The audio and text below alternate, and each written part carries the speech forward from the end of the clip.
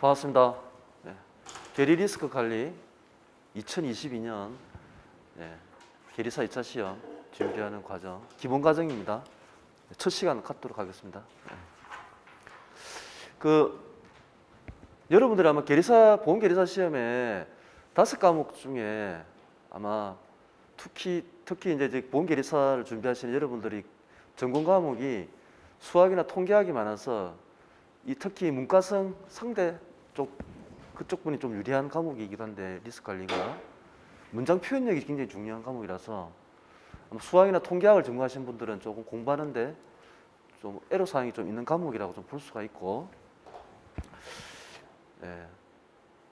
지금 그래서 저도 수학과이라서 여러분들이 공부하는데 고통을 제가 좀 아는 편이라 그런 쪽 관련해서 시험을 그럼 어떻게 준비를 효율적으로 잘 할 것인가에 대해서 앞으로 남은 기본 강의 그리고 모의고사 때 제가 이제 요번에 이제 3년째 강의를 하고 있는데 나름 노하우도 좀 생기고, 특히 그 작년에 제가 모의고사 낸 문제에 그 3문제는 그대로 다 나오고 5문제 중에 한 문제는 유사한 문제가 나오고 그랬거든요.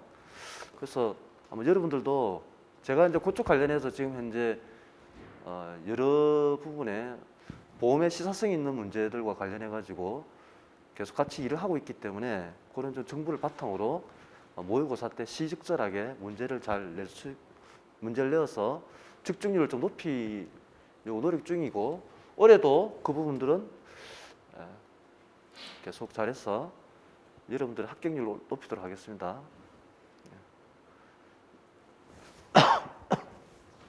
자,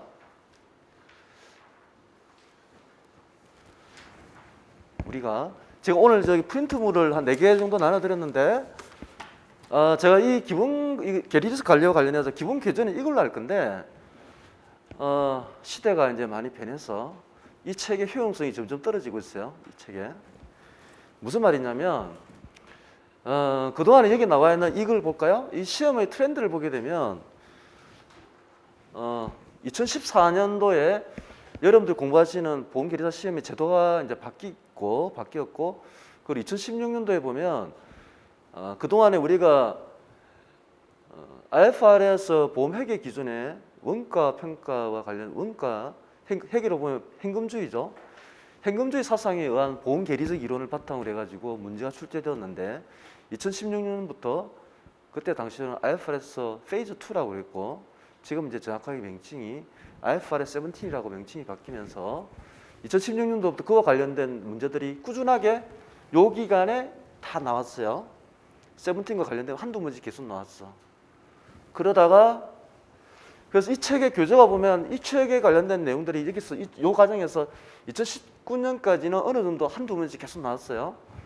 그러다가 점점 없어서 이 책에서 관련된 내용들이 이제 출제가 잘 안 되고 있어요. 근데 그럼에도 여러분들이 이 중에서 2차 시험 준비, 2차 시험 이거 계리 리스크 관리 처음으로 하시는 분 계신가요? 다 처음이시구나. 그럼 다 학생들이세요? 아니, 보험회사 지금 혹시 관련된 일을 하고 계세요? 다 학생? 그러면 공부를 많이 하셔야 되는데요. 자, 그래서 이게 왜 그러냐 그러면, 이제 올해가 한 달 전에 12월 31일 날에 금감원에서 IFRS 17과 관련된 보도 자료를 내고, 세미나를 거쳐서 보도 자료를 내고, 킥스 관련된 것도 다 보도 자료를 내어서 이제 IFRS 17이 2023년 내년부터 이제 시행이 돼요. 그러면 이제 우리 계리사 시험에도 이제 반영이 되겠죠. 그러면 지금 이 책에 나와 있는 여러 가지 보험과 관련된 부분들은 대부분 다 그대로 다 해요. 그런데 여러분들이 흔히 이제 우리 계리사 시험으로 보면 최신보험 수리와 관련된 부분 중에 최신보험 수리를 보게 되면, 여러분들 보험 계리를 업무를 하면 크게 몇 가지로 나눠지는지 아세요? 앞에 제가 서두는 좀 길게 갈게요. 종합적으로 보는 시각을 좀 키워야 돼서. 여러분들이 보험 계리사를 하게 되게 되면 처음 상품을 하게 되는데, 상품에서 하는 보험 계리사 업무를 프라이싱 업무가 많은 주된 업무를 차지해요. 프라이싱 쪽이. 근데 이 프라이싱 할 때와 관련된 그 최신 보험 수리 90% 업무가 이쪽이에요. 최신 보험 수리로 보면. 근데 이제 여기서 이제 계리부스가 있는데 이 계리부스에서 하는 부분들이 우리가 그런 게 자 봐봐요. 우리가 여기 보험회사가 있어요. 이 보험회사 이렇게 쓰면 여기 고객이 있어요.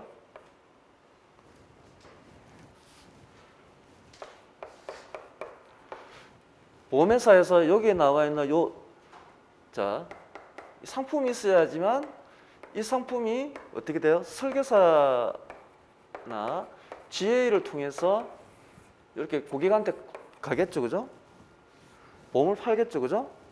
그러면 여기 나와 있는 상품 관련된 부분에서 어떤 게 되냐면 언더라이팅 부서, 신계약 체결 하는 백오피스 담당하는 계약 부서가 있어요.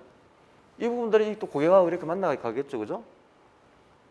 자, 그리고 나서 신상품 판매가 끝나면 관리가 들어가야 되겠죠. 관리가 끝나고 이렇게 된 업무상 보면 그 다음에 해야 될 게 이제 요 중간에는 보면 리스크 관리 부서가 있어요.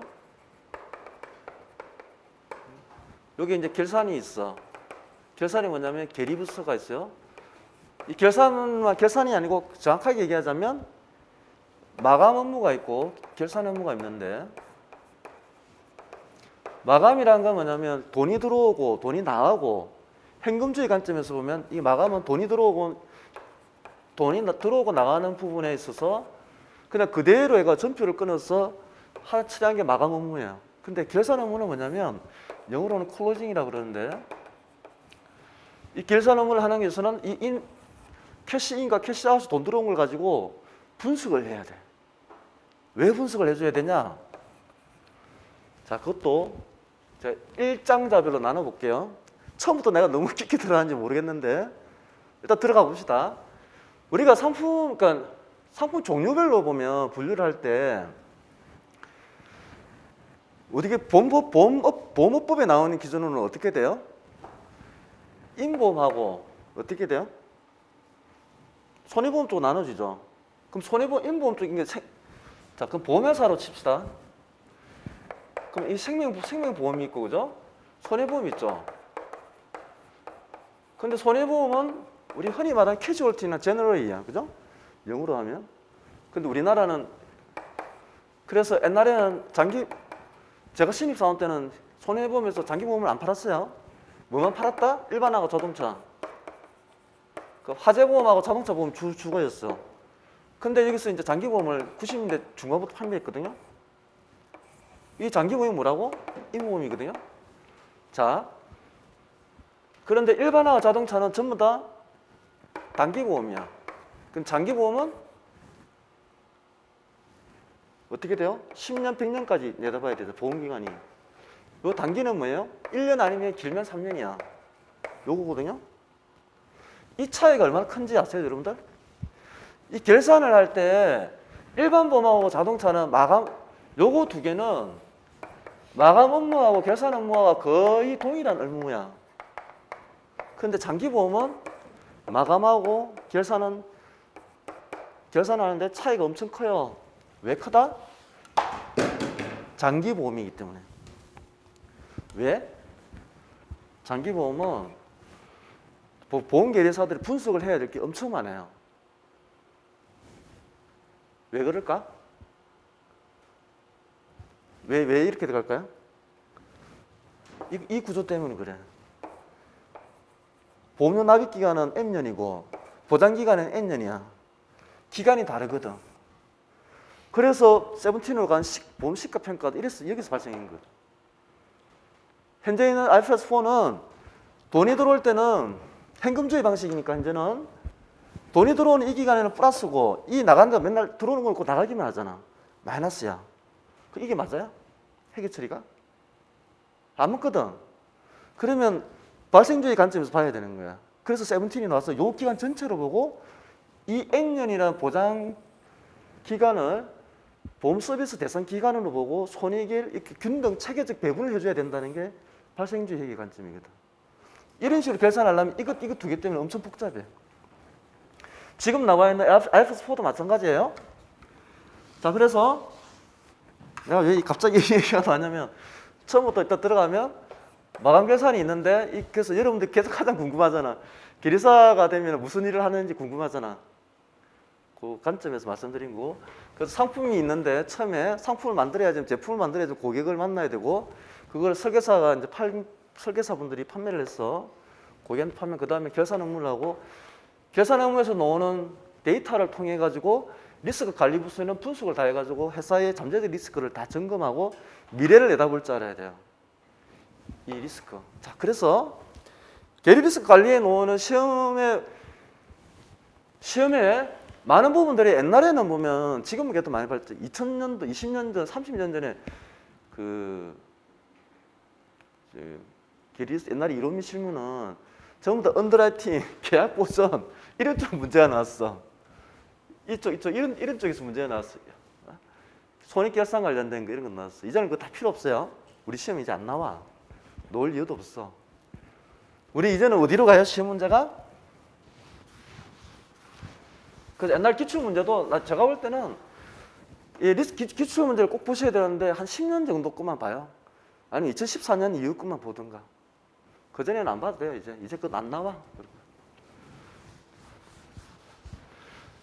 자, 그러면 참 볼게요. 자, 이거 한번 보면서 뭘 느끼냐면 저도 21년도 제가 20년도의 기출 문제를 봤을 때 처음에 너무 황당했어. 보험료 불가분의 원칙이라는 게 생뚱맞게 20년 전 거를 가지고 왜 지금 와서 문제를 시대에 맞지 않는. 그런데 저만 그렇게 생각한 게 아니라 20년도 기출 문제 보면 보험료 불가분의 원칙 있죠. 많은 업계 사람들이 그거를 다 알고 뭔가 대폭 바꿨어. 저도 이제 다른 시험에 출제위원으로 11월 달에 호텔에서 한번 일주간 감금당한 적이 있었는데 다른 것 때문에 그래서 대부분 다 성향이 어떤지는 알아요. 문제는 아는데 여기 보면 작년에 하여튼 그런 일이 있고 난 뒤에 뭔가 큰 변화가 있었어. 보험개발에서 이제 출제위원들을 모집을 하거든요. 그럼 출제위원들 그 감금당하거든요. 그 밥 먹고 갈 때만 밖에 나가고 그다음 절대 그 이동이 안 돼. 그 힘듭니다. 그 고통이던데. 하여튼 여기 보면 그래서 요번에 시험은 2021년도에 보면은 이게 다른 건 안 나왔어. 상품하고 시사성 있는 문제 두 문제만 나왔어. 이렇게 나왔어. 그다음 여기 보면 이제 좀 이따가 설명을 좀 드릴 텐데 그 팬데믹 코로나 바이러스에 관련된 문제 이렇게만 나왔는데 이거는 그래서 지금 올해는 어떻게 될까 이거? 제가 생각 올해가 보험업에 있어서 특히 보험계리사를 하시는 일을 하시는 분들에게는 큰 변화가 있는 분들이 일어난 해예요. 기존에 하던 업무가 이제 17으로 다 바뀌어야 되거든요. 자, 17으로 바뀌어야 되는데 17으로 바뀌면 여러분들 시험에 이제 중요하니까 그러면 뭐가 바뀌냐 이러는 거죠. 그래서 자 이제 한번 보면 상품 관련된 게 꾸준히 이렇게 계속 늘어났죠. 이제 상품 그러니까 올해는 상품으로 출제할 만한 게 기껏해 한 문제밖에 안 나올 것 같아. 더 이상 왜냐하면 이게 그동안에 묵혀있던 상품 관련된 이슈들이 누적된 게 이제 다 해소가 돼버려서 다 출제가 다 됐거든요. 상품 관련된 거는. 그래서 하나 정도 더 낼까? 그 외에는 없고 나머지는 다 어디로 가냐? 17은 이렇게 항목을 넣어야 될 것 같아. 지금은 요 정도 이렇게 했는데 이제는 항목을 하나 넣어서 17하고 킥스 쪽 관련된 내용을 넣어야 될 것 같은데 그거를 지금은 제가 이쪽에 다 넣었는데 이제 그걸 한 분리를 해가지고 올해 남은 17하고 킥스 쪽 관련된 내용들이 두 문제 정도 놓을 것 같아요. 자, 그런 거를 그래서 대비를 해야 되는데 그래서 이제 이 17이라는 게 굉장히 우리 보험업계에서 큰 변화이고 영업에서도 엄청 큰 변화가 일어나는 거예요. 그러면서 앞으로 상품 개발하는 아마 여러분들 보험계리사가 되면 직장에 취직하면 절반은 상품으로 다 가실 거거든요. 절반은 이제 계리나 아니면 리스크 관리 쪽으로 가고 그렇거든요. 절반 이상은 상품으로 가죠. 그래서 상품 쪽에도 변화가 크게 이제 일어나는 그 제도인데 그 세븐틴에 관련돼서 그래서 기존하고 작년하고 제가 강의를 좀 바꿔서 이 책과 관련된 부분들은 딱 절반으로 줄일 겁니다. 그래서 4회차 되면 이걸로 그리고 이 책에 제가 왜 이 책을 기본 교재로 하냐면 지금 여기도 계신 분들이 다 학생분들인데 학생분들은 처음에 이게 기출문제만 가져오면 무슨 말인지를 아마 이해를 잘 못하실 것 같아서 일단 이 책을 가지고 기본 용어는 다 아셔야 돼요. 기본 사상하고 기본 용어는 다 아셔야 되고 그걸 기본 체력으로 딱 미천으로 이렇게 딱 깔고 기본 지식을 갖추고 난 뒤에 그다음 용어에도 익숙해져야 됩니다. 그래서 용어에 익숙해지고 난 뒤에 그 다음에 시사성 있는 문제하고 세븐틴하고 킥스 쪽으로 가가지고 여러분들에게 설명을 드릴 거예요. 그러면서 제가 간간히 여기에 있어 보면 기출 문제를 보면서 그래서 이번에는 여기 책에 나와 있는 기본 문제는 이제 남은 거는 별로 많지가 않아. 그런데도 요 책에 한두 문제 놓을 거거든요. 놓을 것 같아. 아직도 조건부 자본 아직도 출제를 안 했더라고. 조건부 자본. 그리고 제가 그냥 모의고사 때는 다시 분석을 해가지고 정확하게 말씀을 드리겠는데 올해는 제가 볼 때는 지금 올해 작년에 여기 출제될 때 항상 오던 재보험하고 효용함수가 안 나왔죠. 교수님들이 좋아하는. 그래서 그거 한두 개는 거기서 놓을 거고 조건부 자본이 왜 안 놓을지 모르겠는데 그거랑 공동재보험 관련된 거 아마 놓을 확률이 높고 그 외에 나머지는 이제 한두 문제 IFRS 17의 킥스 쪽 관련된 거 한두 문제가 놓을 거고 상품은 잘하면 한 문제 놓을 것 같아 올해. 상품은 이제 그동안에 있었던 이슈들이 한 5년치 있었던 이슈들이 그동안에 다 대부분 다 출제가 되었거든요. 그래서 모의고사 때는 그런 걸 종합적으로 정리해서 말씀드릴 거고 자, 근데 이 공부를 여러분들 어떻게 해야 되는지 그러면 공부를 어떻게 해야 되는지를 아마 여러분들이 조금 고민이 많이 있을 건데 혹시 다른 과목들을 몇 과목 학교 가셨어요? 몇 과목 하셨어요? 하나? 무슨 과목 했어요? 아, 금융학 상대시구나. 전공이 상대 쪽이신가요? 네? 경영? 아, 그러니까 그러신 것 같네. 네. 자, 그래도 뭐 저기 2차 시험으로 여러분들이 처음으로 이 과목을 하셨다 그러면 이 책을 많이 보시 기본 교재는 몇 번 보셔야 돼요? 한 2번은 보셔야 돼요. 그래서 이 용어부터 익숙해져야 됩니다. 자, 이 공부하는 방법 하나만 딱 말씀을 드릴게요. 여러분들이 이제 이 계리사 시험 공부하는 부분들이 기본적으로 수학적인 재능을 조금 가지고 계신 분들이 주로 응시를 하고 그 반면에 그런 분들이 이 언어적 표현이 좀 부족한 부분이 많아요. 그죠? 숫자에 익숙해지다 보니까. 그래서 적는 연습을 진짜 많이 하셔야 돼. 그럼 어떻게 해야 되냐? 그냥 막무가내 할 수 없잖아요. 출제 가능성이 높은 그 주제를 몇 개를 잡아요. 그러면 30문제든 50문제든 50문제면 아마 거의 합격할 거야. 30문제면 깔랑 한 50점에서 이렇게 왔다 갔다 할 거고 50문제 정도만 추려가지고 주제별로 나눠가지고 스토리를 서론 본론 결론으로 나눠가지고 딱 정리를 해서 남은 기간 동안 강의 들으면서 하나씩 본인 나름대로 다 정리를 해 나가셔야 돼. 그리고 나서 그 책을 자기가 본인이 다 정리한 걸 가지고 뭐 지하철 탄다든가 아니면 도서 그냥 계속 꺼내가지고 계속 읽어봐요. 그러고 나서 다시 연습을 해봐야 돼. 제가 작년에 모의고사 때 냈던 문제들 보면 충분히 합격할 수 있는 분데 상당히 적중률 높게끔 많이 냈는데 근데도 떨어지시는 분들 왜 떨어지는지 알아요? 적는 연습을 안 했어요. 적는 연습이랑 실제로 눈으로 보는 거랑 본인이 그거를 스스로 체득화시켜서 스스로 적어보고 다시 한번 자기 적은 거를 가지고 다시 한번 자기가 보면 본인이 교수가 되어서 한번 채점을 해보는 거야. 그 출제위원이 되어서. 그러면 딱 느끼지거든요. 아, 내가 어느 부분에서 부족한지를. 그런 식으로 뭔가 준비를 해 나가서 연습하지 않으면 이 부분 합격하기 힘듭니다. 그래서 자 그러면 한번 봅시다. 출제 가능성이 높은 문제는 어떤 문제이냐를 살피면 제 강의 들으면서 이제 그걸 보시면 되고 모의고사까지 들으면서 남은 기간에 여러분들은 뭐냐면 이 기본교재와 기본교재 익숙해지고 제가 낸 그 기존에 했던 기출문제와 관련된 부분들을 어떻게 제가 이렇게 30번론을 그 모범 답안을 적었는지를 살펴보면서 본인의 생각과 비교를 한번 해보시는 연습을 해보세요. 그래서 그 모의고사 기간이 시작되기 전까지는 본인 나름대로 최소한 30문제, 많으면 50문제를 추려가지고 다 정리를 스스로 다 해봐야 됩니다. 그러고 나서 모의고사 기간에 제가 푼 거랑 여러분이 한 거랑 같이 비교하면서 스스로 모범 답안을 찾아가 나가셔야 되는 거예요.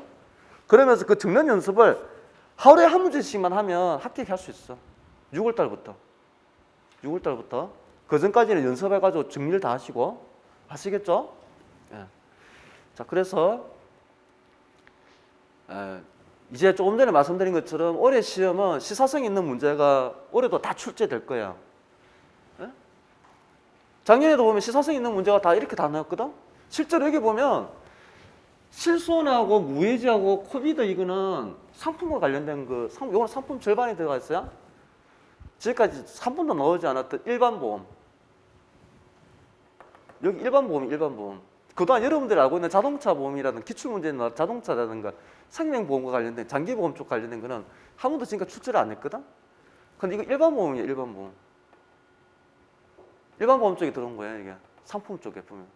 그 상품 쪽 관련된 세 개가 있고, 나머지는 법이 쪽이고, 후순위처럼 맨날 넣었던 거죠, 이거. 연구 사건이라든가, 이거는 IFRS 17 때문에 항상 몇 번 나왔던 거죠, 이거. 다 시사성 있는 문제. 올해도 마찬가지일 겁니다.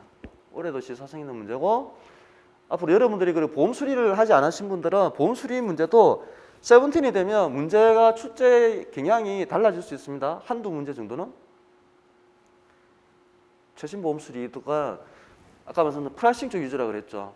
그리고 거기서 넣은 준비금은 이제 그 준비금 아닙니다. 그 준비금은 아닙니다. 이제 거기 뭐 준비금이라 돼 있죠. 이제는 17이 되면 최신 보험 수리는 그 준비금이 아니에요. 용어도 바뀌어야 됩니다. 거기. 오창수 교수님 그걸 바꾸실려는가 모르겠네. 아무튼 자, 그래서 시사성 있는 문제가 올해가 나올 건데 특히 17하고 킥스 쪽 관련된 게 한 문제 아니면 두 문제는 꼭 나올 거예요. 그때 2002년도였다. 아유, 벌써 20년 전이네. 2002년도에 문제가 나올 때 그때 지금 여력 비율이라는 제도가 처음으로 바뀌었어요. RBC 제도가 바뀌었는데 그때 이론 및 실무의 5문제가 전부 다 RBC와 관련된 문제가 다 나왔어.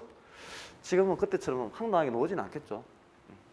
어떤 17하고 킥스 쪽 공부를 여러분들 많이 하셔야 됩니다. 올해. 상품 관련된 문제는 항상 나오는데 그동안에 이 부분이 한번 볼까요? 우리가 그 2017년도에 가격 경쟁 실손 보상의 원리라든가 퇴직연금, 실손은 왜 관심이 이렇게 높을까요? 지금 요즘도 실손 관련해서 맨날 시험에 뉴스에 나오죠. 뉴스에 뭐라고 나와요? 실손보험이 국민보험이잖아요. 국민보험인데 보험료를 갑자기 과다하게 올려가지고 문제가 됐고 그게 작년에 뉴스에 나올 때는 착한 실손이라 그래서 4세대 실손이라고 해가지고 홍보를 많이 했는데 지금 와서 보니 보험료를 또 많이 올린다고 해가지고 말이 많죠. 그래서 실손과 관련된 문제는 그래서 항상 시험에 나옵니다.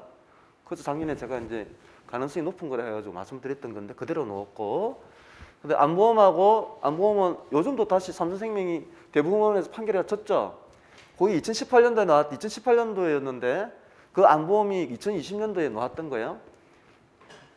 조금 이따 그 기출 문제에 대해서 다시 말씀을 드릴게요. 안보험 문제. 그 외화보험이죠, 이거 외화보험. 이 외화보험은 2017년에 나왔던 이슈인데 20년에 3년 뒤에 나왔어.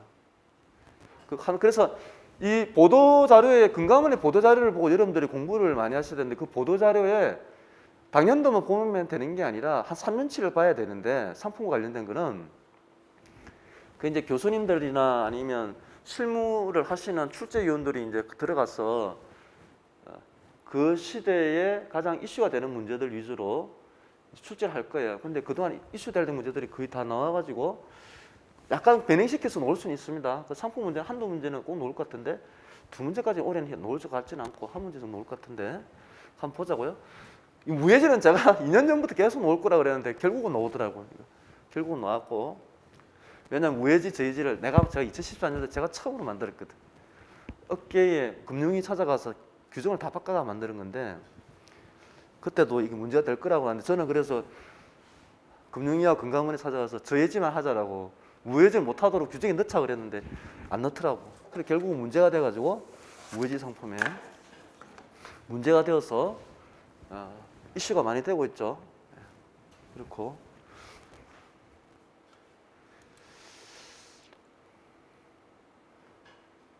자 그래서 다시 근데 이 책을 여러분들에게 사실 이 책에서 올해는 그 효용 이론이라든가 아니면 제보 쪽도 기본 이론 얘기인데 여기 책에 나온 제보는 안 나올 거예요. 내가 볼 때는 재작년에 나왔던 리스크 XOL과 이벤트 XOL이라든가 몇 개 있는데 그쪽으로 놓을 것 같아서 그것도 별도 자료로 제가 드려가지고 다시 강의를 할게요.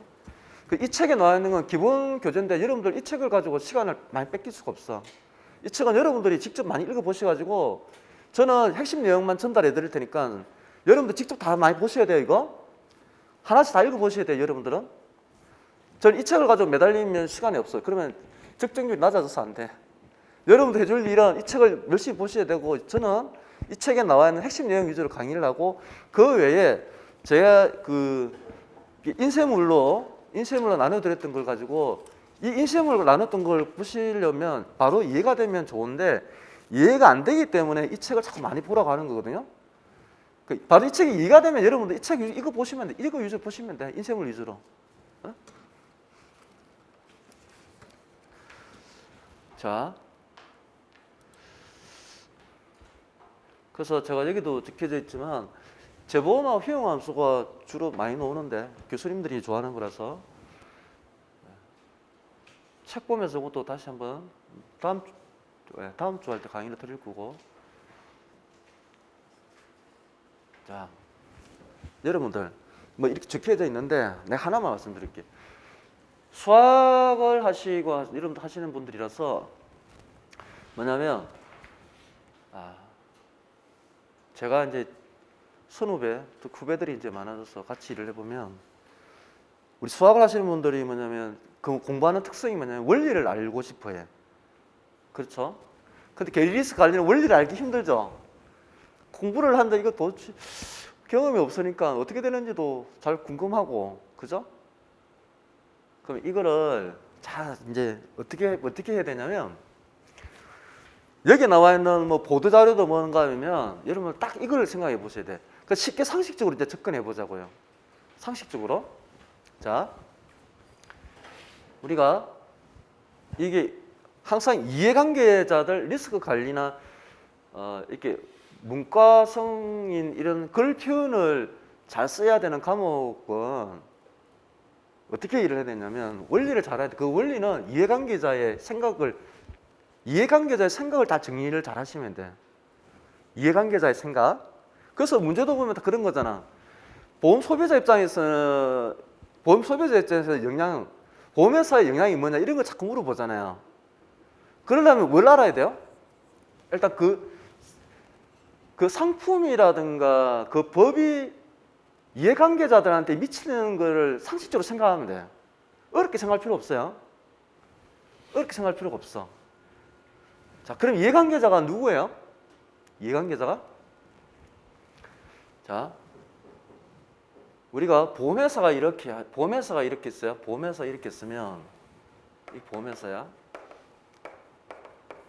이 보험회사의 내부에도 우리 계리사니까 여기 보면 상품이 있고, 그죠? 계리부서가 있고, 리스크 관리 부서가 있어. 리스크 매니지먼트 부서가 있어. 이런 말씀 드렸는데 일반적으로 보험회사의 상품하고 계리부서는 맨날 싸워요. 맨날 싸워. 왜 그런지 아세요? 이해하는 게 달라. 상품은 누구하고 접하는지 아세요? 채널하고 접해. 채널이 뭐냐? 판매 채널이거든. 설계사하고 GA 채널, 자, 본인들이 만든 상품을 여기에 나오는 이 상품은 프라이싱만 하는 게 아니야. 상품 기획이나 전략도 해야 되고, 그래서 상품에 있는 사람들은 사장 마인드를 좀 갖춰야 되는데, 잘 팔리면서 수익이 나는 상품을 만들어야 되거든. 그렇잖아. 상품에서는 잘 팔리면서 잘 팔리면서 그다음에 수익도 좋아야 돼. 이게 수익도 좋아야 되잖아. 요거를 미리 판매하기 전에 미리 다 살펴봐야 돼. 그런데 계리하고 리스크 관리는 뭐예요? 손익을 좋게 만드는 역할은 계리가 아니야. 이 사람들은 분석만 하는 거야. 손익을 좋게끔 하는 능동적 입장에서의 하는 계리사는 상품이거든. 그러면서 채널한테 당근을 줘야 되잖아. 채널한테 당근을 줘야지만 이 상품을 잘 팔 거 아니에요. 이 설계사분들도 돈이 안 되는데 그 상품을 팔 이유가 없잖아. 일방적으로 얘기하면 보험 상품이 하나 있는데 고객한테는 무지 좋은데 회사한테는 손실이 나는 상품이고 설계사한테도 수당이 없어. 그러면 고객은 많이 찾는데 보험회사에서는 그걸 계속 팔아라고 할 수 있어요, 없어요? 팔수록 손실이 나는데 없거든? 그러면 그거를 조절해 줘야 돼. 그걸 누가 해준다? 상품. 자, 그러면 봐봐요. 이렇게 있어. 그 다음에 뭐냐면 이 채널이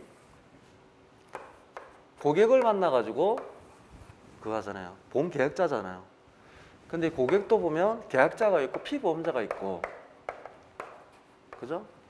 고객도 이거 다 다르죠. 상품 종류들만 다르죠, 그죠?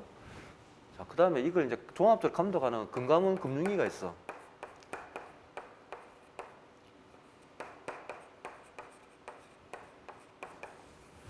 이걸 감독하죠, 그죠? 고객 입장도 살펴봐야 되고 보험사도 다 살펴봐야 되죠. 그래서 자, 그러면 금감원 입장에서는 이 둘을 관리 감독하고 고객들한테 금융기관에서 갑질을 하는지도 살펴봐야 되잖아. 그죠? 그래서 놓은 게 뭐예요? 금소법이죠. 그죠? 자, 그러면 금소법을 할 때 보면 대부분 다 이 금감원에서 볼 때도 처음에 뭘 보는지 아세요? 금감원에서 보험사를 바라볼 때 바라보는 관점이 있어. 자, 다시 한번 우리가 금융기관에 은행이 있고 증권이 있고 카드가 있고 보험사가 있어. 은행, 카드, 캐피탈 이런 데는 다 뭐예요? 기특해 상품이 1년짜리고 3년짜리이기 때문에 장기로 보질 않아. 단기 가지고 근데 주로 뭐를 가지고 많이 그거예요? 예를 들면 저축은행 몇 년 전이야? 10몇 년 전이죠. 저축은행이 만약에 부실이 운영되어서 고객이 자기 돈을 맡긴 돈을 다 잃어버리게 되게 생겼잖아. 그때 그러면 어떻게 관리를 해줘야 되냐, 금감원이. 그럼 예금자 보호를 통해서 일부 보충해주고 뭐 이런 거 해야 되겠죠. 그런 전체적 정책. 이거 이제 그렇게 하는데, 그러면 뭘 봐야 돼요? 금융기관의 부실. 그런데 보험사는 뭐예요 또? 특히 100년을 봐야 되잖아. 그 100년을 그러니까 그 보험회사가 망해버리면 100년을 보장해줘야 되는 보험 상품을 고객 관리를 하는 회사가 없어버리잖아. 그러면 이게 바라보는 게 보험사의 부실이 안 되게끔 계속 관리 감독해줘야 되죠. 그래서 지급여력 비율을 계속 보고 그 보험사가 가지고 있는 경영진들의 부실, 횡령 이런 거 다 보게 되겠죠. 그 다음 또 뭘 봐야 돼요? 고객을 보게 되겠죠. 근데 고객한테 뭘 보고 판단해요? 이거는 상품 구조거든. 일단 상품 구조를 알아야 돼요. 상품 구조를 딱 보면 딱 나오거든. 그게 바로 실손하고 무해지, 요거는 씌워놓은 다 그런 거예요. 실손이 지금 금감원이 나서가지고 상품 구조를 착한 실손이라고 해가지고 4세대 실손으로 바뀌었거든요. 이렇게 금감원이 나섰어. 그 상품 구조 자체를 근본 원인을 분석해가지고 100%다 이렇게 퍼펙트하게 할 수 있는 제도는 아무것도 없어. 왜 그런지 아세요? 이 양자를 다 고려해줘야 되거든. 양자를 다 고려를 해가지고 만든 상품은 이 세상에 없어. 항상 제로 게임이라고 하는 거 있죠. 일방적으로 어느 정도 양쪽을 다 만족하고 이렇게 다자간에 모든 것을 다 완벽하게 만족시켜 주는 거는 세상 살다 보면 참 없어요. 진정한 친구라고 생각했던 친구도 세월이 지나면 살아가는 방식이 다르고 환경이 다르게 달라지기 때문에 어릴 때 20대 때처럼 그런 우정이 지속되기는 쉽지 않아요. 똑같은 거예요. 똑같은. 그 상품 구조 자체에 이제 그런 문제들 다 살펴봐야 돼. 그럼 상품 구조를 볼 때도 마찬가지거든. 작년에 나왔던 외화보험이 이제 대표적인 건데, 이 상품 구조를 볼 때도 보험사의 입장인데, 이 보험사의 입장하고 이제 고객을 바라보는데 그 상품의 구조가 어떤 거냐라는 거죠. 근데 보험사도 보면 이걸 잘 봐야 돼요. 돈이 들어오는 캐시플로우를 잘 봐야 돼요. 우리 계리사가 얘기하는 캐시플로우 말고 실제로 돈이 들어오는 건데 어떤 거냐면, 자, 계약에서 돈을 받죠. 그러면 그 뒤에는 어떻게 돼요? 돈이 들어오는 건 어떻게 들어가요? 일반 계정에 거쳐가지고 갔다가 손해보험은 장기보험은 특별 계정으로 가야 되죠. 특별 계정인데 이 스페셜이라고 세퍼레이트라고 분리 계정이라고 맨날 그러는데 SA라고 그러고 그 다시 돈이 나갈 때는 이렇게 거쳐가 나가죠. 내가 제 얘기를 왜 하냐면, 자, 돈이 흐르면 그런데 여기서 뭘 내가 말씀드리냐면 이 대차 대표의 구조를 잘 봐야 돼. 이거 자산이 있고 부채가 있고 여기 있는 자본이 있죠. 자산하고 부채 자본이 있어. 보험회사의 부채의 90%는 뭘까요? 부채의 90%. 보험회사의 부채의 90%는 다 뭐야? 준비금이야. 일반적인 금융 이게 다 90%거든. 10% 중에 얼마가 뭐예요? 지금 후순위 채권, 영구 채권 이런 것도 여기 들어가겠지. 근데 그거는 뭐예요? 손실 흡수성이 있는 자본으로 보는 거죠. 그래서 나중에 나중에 얘기 다시 할게요. 자, 그건 그렇고, 근데 여기서 외화보험 할 때 이 자산으로 가는 거 부채 쪽이고 이건데 이거 구조를 잘 파악하셔야 돼. 돈이 딱 들어오면 자금 흐름을 이제 일을 하셔야 되는데, 그러니까 상품 구조에 그런 것들 다 들어가 있어. 그 상품하는 사람들은 저런 구조를 잘 이제 파악을 해서 해야 되는데, 예를 들면 외화보험 할 때 그거거든. 자, 외화하다 그러면 달러 상품이다 그러면 돈이 어떻게 이제 달러로 들어갔다 달러로 투자를 해야 되잖아. 그 자산 운용 쪽에 가죠. 여기 자산 쪽에 아까 여기 자산 있잖아. 달러로 운용되겠지. 그러면 봐봐요. 단계를 하나 거쳐야 돼. 돈이 이제 들어와가지고 달러로 들어왔다가 처음에는 원화로 들어오겠지. 처음에는 원화로 들어왔다가 돈을 다시 환전해가지고 달러로 가가지고 원화 한전 이란 맞나? 하여튼 원화 한전 특약인가 그걸로 해가지고 달러 바꿔줘. 이 달러로 전환된 게 여기에 나와 있는 특별 계정으로 쌓이게 돼 있단 말이야, 이게. 에? 그래서 이렇게 다시 오거든. 나갈 때는 다시 원화로 주고. 요때 흐르면서 그러면 환리스크를 생각해야 되는 거죠. 그래서 환리스크 알죠? 환리스크? 아, 수학과 나오신 분도 모르겠다. 환리스크 무슨 과 나왔어요? 수학과 나왔어요? 환리스크란 말 알아요? 아, 갈 길이 멀다.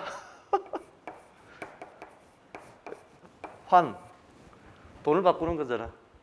뭐 환율이 따르잖아.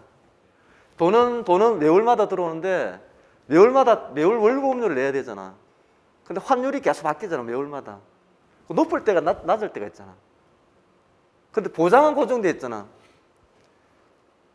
그래서 그래서 여러분들 보험계리사를 하시려면 이건 여담인데 이 수학 하시는 분은 수학과라 그랬으니까 저도 처음에 입사하고 고생 많이 했어요. A11을 그때 초기에 어깨 처음으로 이제 금융위원 처음 도입했나 내가 보고 투자론 주면서 보고서를 적으라 그랬는데 내가 얼마나 고생을 했는지. 특히 수학과인 분들은 경제신문 많이 보셔야 돼요. 경제신문 보지 않으면 적응하기 힘들어.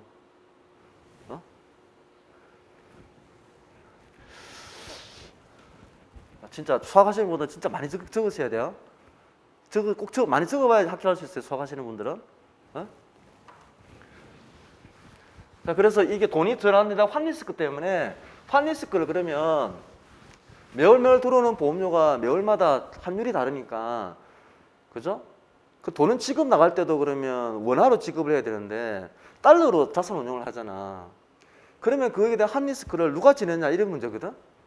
그러니까 마치 근데 자료를 보게 되면 보험회사 지는 것처럼 돼 있는데 사실은 그게 아니거든. 고객한테 다 전가가 돼 있거든. 그 구조를 이해 못하기 때문에 자꾸만 이제 논란이 일어난 거거든요. 그런 걸 적어주면 되는 거예요.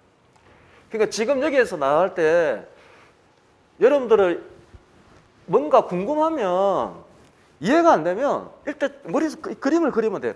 수학 잘하는 씨는 공간지각력이 있어서 그림 도형으로 그리면 잘 이해하시거든. 그걸 도형으로 이렇게 그려가지고 업무 플로우라든가 캐시 플로우라든가 상품 구조가 저렇게 이해관계자별로 흐름별로 이렇게 가름돼 있어가지고 어떤 이슈들이 있는지 정리를 해보면 머릿속으로 이렇게 정리가 잘 됩니다.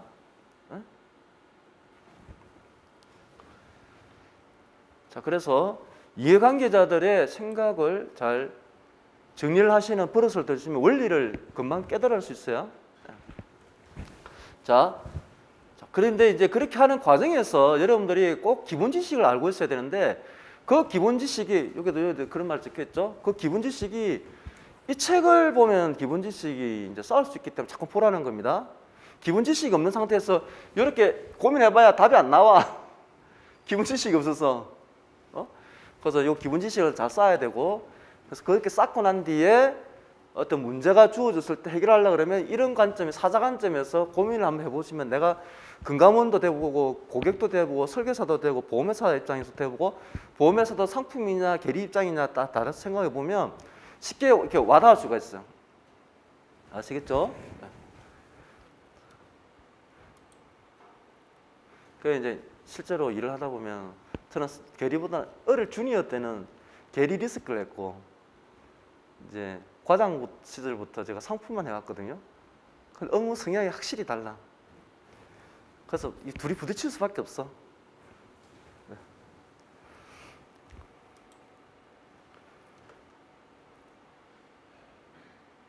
자, 그리고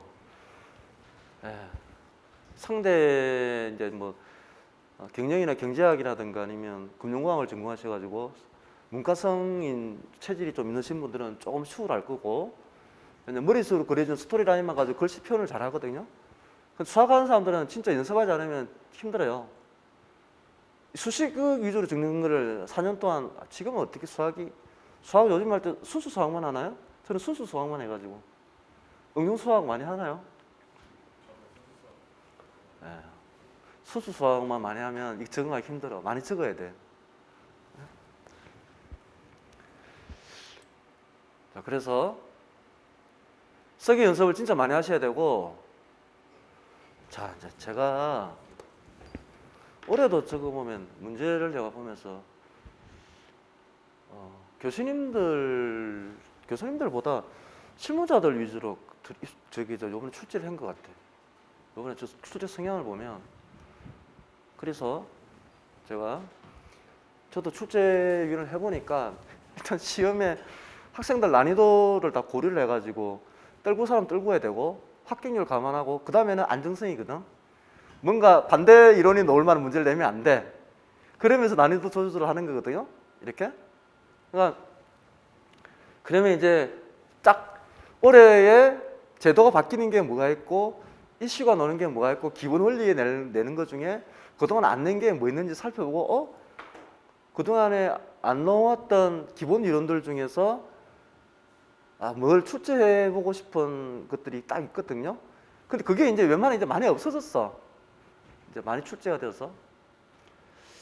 그거가 그래도 이제 찾아가지고 그거 내고 그 다음에는 가장 제도가 바뀌는 그 부분이 있어서 새롭게 알아야 될 신지식 있죠. 뉴 날리지. 요 신지식 관련된 걸 문제 내야 되거든. 그죠? 그럼 그게 이제 세븐틴이나 킥스거든. 그 세븐틴이나 킥스 쪽 위주로 낼 수밖에 없어. 그래서 제가 5회차부터는 세븐틴하고 킥스 쪽에 제반 내용을 다 설명을 해드리는데 킥스하고 세븐틴과 관련된 것들이 어디 하나 설명을 하는 데가 되어 있지 않았어. 여러분들 그리고 시험용으로 이제 준비를 해야 되잖아요. 시험용으로 준비하는 것들이 이제 제대로 되어 있는 부분들이 없었어. 제가 그 부분과 관련된 5회차부터 설명을 좀 드리도록 할게요. 아마 수학하시는 분, 참, 상대도 마찬가지일 것 같아요. 발생주의 회계가 이해하는 게 쉽지가 않아. 회계 공부하셨어요? 아, 그래요? 그러면 좀 낫겠네. 발생주의 회계가 쉬운 게 아니야. 이해하는 게 쉬운 게 아니야. 자, 그래서 그런 부분들을 전체적으로 잘 이해하시고 기출 문제도 여러분들은 한 5년치 아니면 2014년도 이후만 보시면 될 것 같아요. 그전 거는 내가 보면 굳이 안 보셔도 돼. 다 구닥다리야 이제. 2014년도 이후 것만 보시든가 하고 아니면 5년 이후 5년 전 것만 2017년도 정도 이후 것만 이렇게 보시면 될 것 같아. 그래서 그런 것들을 다 리스트업을 해가지고 30문제 내지 50문제 정도를 한번 쭉 추려봐봐요. 제 강의 지금 같이 하실 때 쭉 풀어보고 모의고사 오는 6월달 전까지는 그 문제를 자기 나름대로 다 한번 적어봐봐요. 그러고 나서 저랑 같이 한번 모의고사 때 한번 맞춰보고 그렇게 하면 좋을 것 같고. 자, 잠깐 쉬고 다음 시간에는 제가 그 작년에 기출문제를 한번 보고 어떻게 이제 그거를 이렇게 모분 답안으로 적는 게 좋은지를 한번 사례를 한번 봅시다. 예, 그러고 나서 뭐 질문 있으면 질문하는 그런 시간을 갖도록 할게요. 잠깐 쉽시다. 예.